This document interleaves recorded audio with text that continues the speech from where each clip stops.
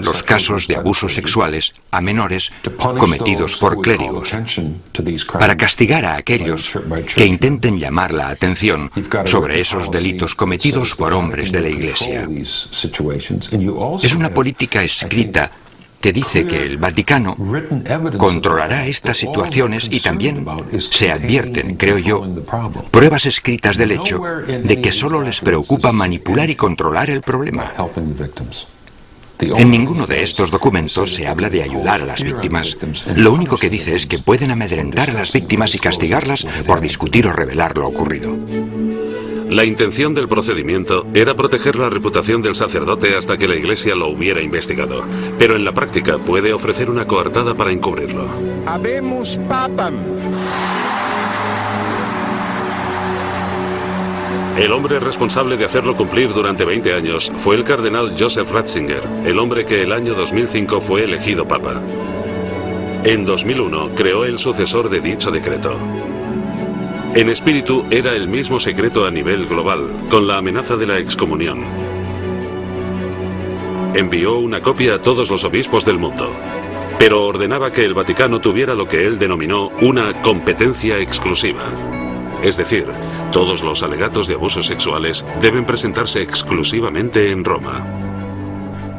Todo está controlado por el Vaticano y en la cúspide se encuentra el Papa, por lo que Joseph Ratzinger estuvo en el centro de ello durante la mayor parte de los años en los que estuvo activo el decreto. Él creó también el sucesor de dicho decreto y ahora es el Papa. Esto quiere decir que ni la política ni el tratamiento sistemático han cambiado. El nuevo decreto del cardenal Ratzinger fue una oportunidad perdida para modernizar el tratamiento de la Iglesia justo cuando iba a estallar en Norteamérica el mayor escándalo. Colm viajó hasta allí para averiguar si eran casos aislados tristemente mal resueltos o una política vaticana para encubrirlos. En el año 2002, al mismo tiempo que los escándalos estallaban en Irlanda, cientos de casos emergían aquí, en Estados Unidos. Según un informe norteamericano, casi 4.500 sacerdotes estadounidenses fueron acusados de violar o abusar sexualmente de niños. Su epicentro fue Boston. La misma historia se repite una y otra vez. La Iglesia traslada discretamente a los sacerdotes de parroquia en parroquia alegatos de un encubrimiento sistemático.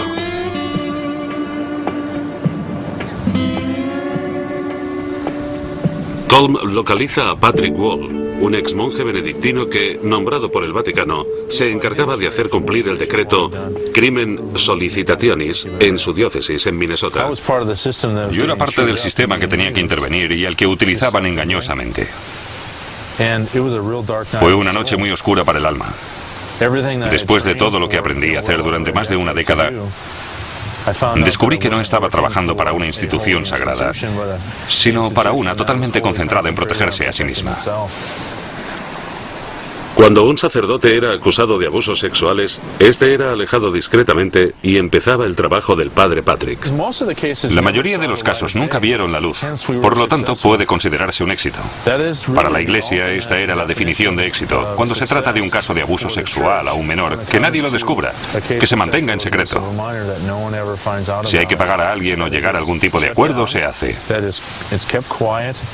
En 1996 disponíamos de un presupuesto de 5,5 millones de euros para ello. Pero lo que debíamos tener era una garantía de confidencialidad en la que se aceptaba que se guardaría el secreto. Trabajabas con las víctimas lo mejor que podías, pero el deseo real era mantener la estabilidad, la paz y la calma. Y lo más importante, impedir que estallara el escándalo. Desilusionado, el padre Patrick abandonó el sacerdocio y se unió a un grupo de abogados que defendían a las víctimas. Uno de los primeros casos fue contra el reincidente padre Oliver O'Grady, ordenado en Irlanda, pero que ejercía su ministerio en California.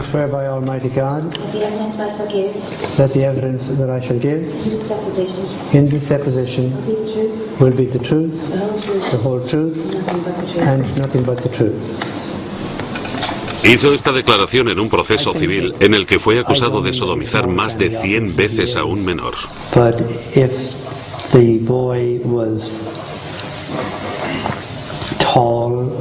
or fat, that wouldn't attract me. I tended to take boys that were rather slim built. I tended to be attracted to the genital area, and there was a part of me would kind of want to be in touch with that, or to discover that, to see that in this particular boy. Admite por lo menos 30 víctimas, niños y niñas, a lo largo de 2 décadas. What about the little girls? Did you find attractive?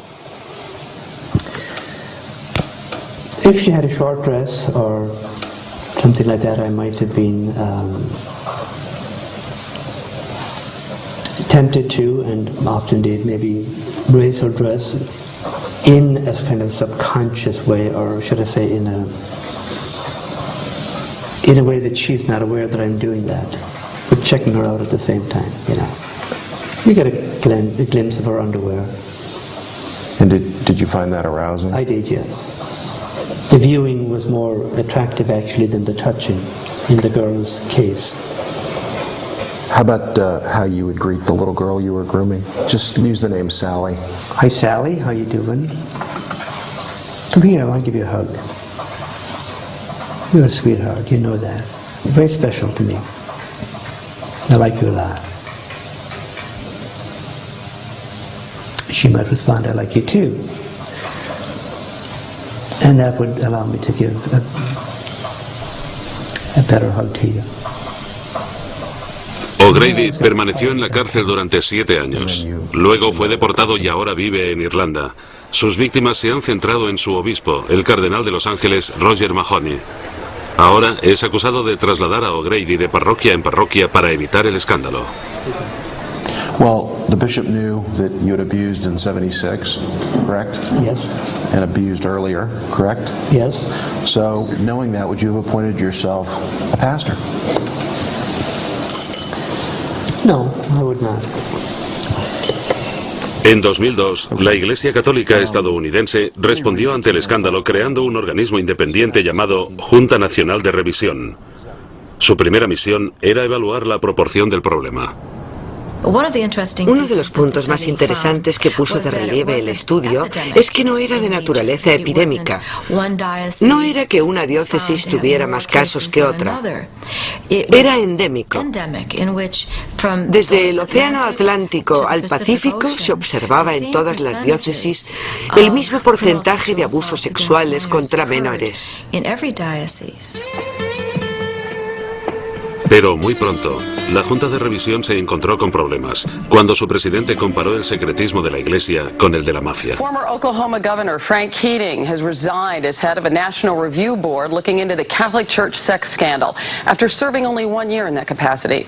The contentious departure followed Keating's interview with the LA Times, where he compared some church leaders to La Cosa Nostra.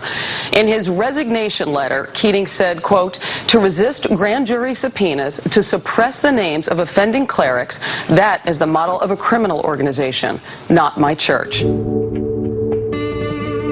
La Junta de Revisión siguió con su trabajo y emitió una carta de protección de menores para la Iglesia Católica norteamericana.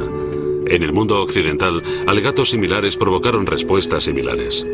En Gran Bretaña, la Iglesia Católica ha introducido un sistema generalizado de pautas para la protección de los menores.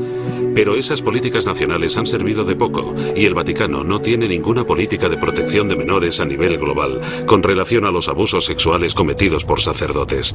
En Estados Unidos, a pesar de los esfuerzos por la transparencia, cuando la atención de los medios disminuyó, la Iglesia continuó investigando alegatos en secreto, marginando a las víctimas. No tenemos pruebas suficientes para decir que estamos satisfechos con lo que se ha hecho. Y creo que no podemos confiar en la Iglesia. Y eso se ve corroborado periódicamente por la menor aplicación de la Carta de Protección y el fracaso de algunas diócesis de sustituir a los sacerdotes que han sido acusados. Creo que no podemos confiar en la Iglesia. Era lógico pensar que los últimos 4 años habrían sido